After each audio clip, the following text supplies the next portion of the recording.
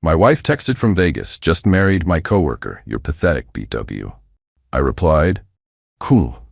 Then I blocked her cards and changed the house locks. Next morning, police were at my door. I, 34 male, got the text at 2:47 a.m. on a Tuesday. My wife Linda, 31, was supposed to be at a work conference in Vegas. The message included a photo of her and William, her coworker, holding up marriage certificates outside some tacky chapel. The full text read, just married William, been sleeping with him for 8 months. You're pathetic, BTW. Your limp dick energy made this so easy. Enjoy your sad little life. I stared at my phone for maybe 30 seconds. Then I typed back one word, cool. Before she could respond, I got to work.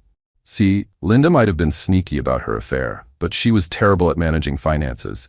Everything was in my name. The house, the main accounts, even her credit cards were just authorized user cards on my accounts.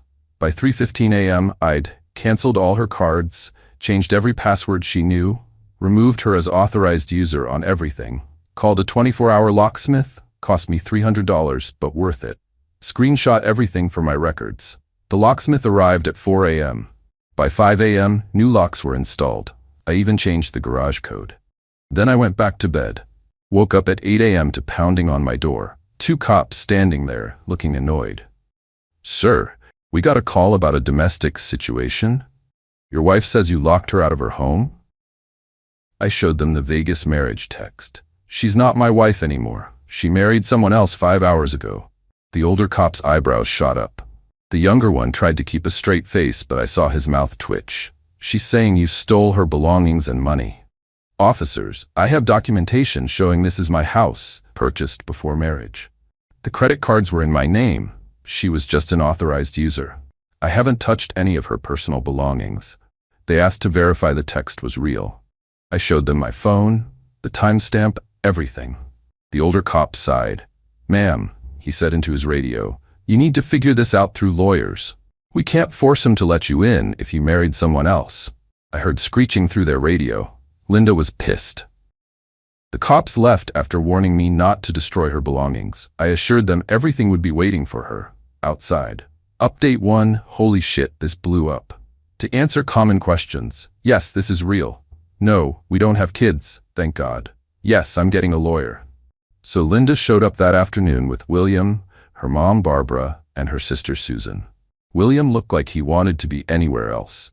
Guess the Vegas high wore off quick when he realized his new wife was homeless and broke. They tried everything. Barbara threatened to call the cops again. I reminded her how that went.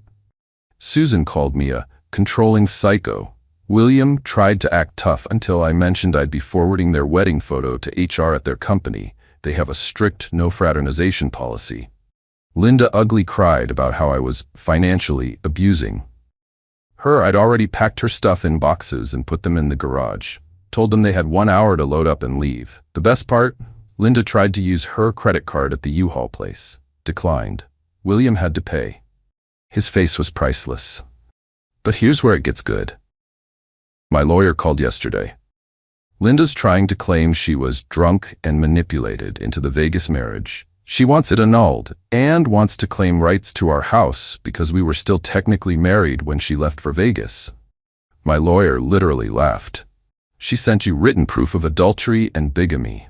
She's done for. Also found out through mutual friends that William's been living in his mom's basement. He thought Linda had money. LMAO. More updates coming. This is far from over. Update 2, buckle up, because Linda went full nuclear. First, she started a social media campaign. Posted everywhere that I was an abusive narcissist who trapped her in a loveless marriage and forced her to find love elsewhere. Her mom and sister shared it everywhere. Some of our mutual friends actually believed it. But Linda forgot one thing. I'm friends with David, who's basically the tech genius of our friend group. He helped me recover some very interesting Facebook messages between her and William going back over a year, including her bragging about how she was playing the long game and securing the bag before leaving me. My favorite message. He's so stupid. I've been moving money from our joint grocery account for months. Almost have enough for my dream wedding with you, baby. Yeah, about that joint grocery account. It was actually just my account that I let her use for household expenses. I pulled the statements. She'd been withdrawing cash for groceries and spending maybe half. The rest? Who knows? I posted the screenshots. Her narrative crumbled fast. Then came the extinction burst. 1. She convinced her dad to call my boss, claiming I was harassing his daughter. My boss knew the whole story and told him to get lost, professionally. 2. She tried to break into the house at 3 a.m. My new cameras caught everything. She was screaming about her grandmother's jewelry that her grandma was still wearing because, she's alive. 3. She claimed I killed her cat. We've never had a cat. I'm allergic. 4. She started calling my mom, crying about how she made a mistake and William means nothing. My mom told her, "You should have thought about that before sleeping with him for 8 months, dear." But the peak entitlement came yesterday.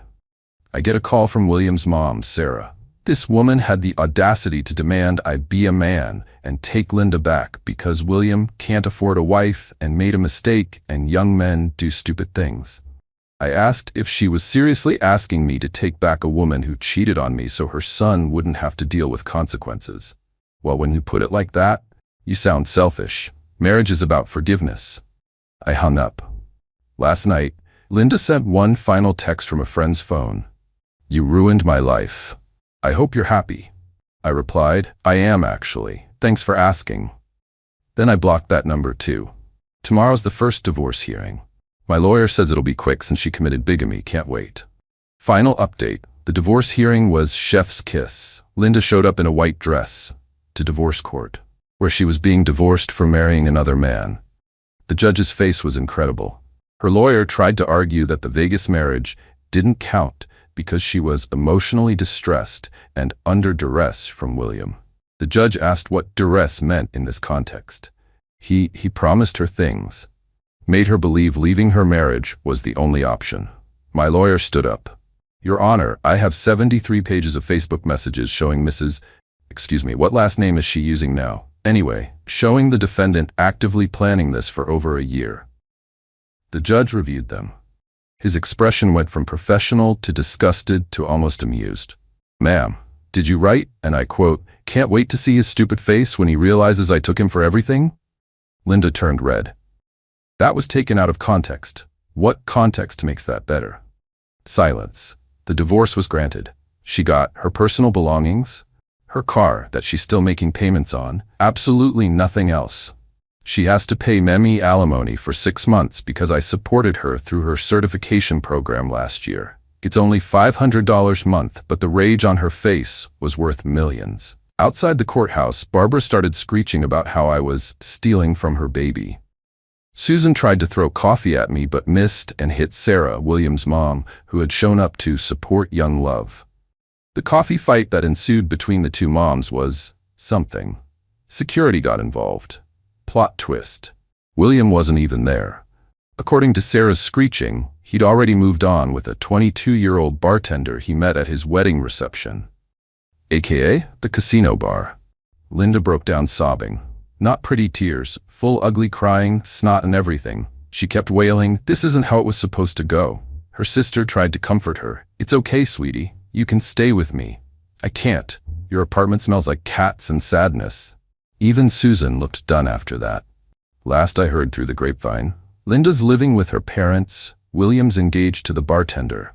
Their company fired both of them for the fraternization thing. Barbara's been banned from 2 Starbucks for harassing baristas who look like that bastard. Susan posted about cutting off toxic family members. Sarah is suing Linda for emotional damages to her son. As for me, I'm doing great. Sold the house for way over asking. Market's insane in. Moving to a nice condo downtown. Started seeing Jennifer from my gym. She thinks the whole story is hilarious and brings me coffee with "Not William" written on the cup. My lawyer framed the Vegas marriage certificate. It hangs in his office as the easiest case ever. To everyone asking if I regret being petty, nah.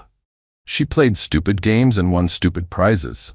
The only thing I regret is not seeing the red flags sooner.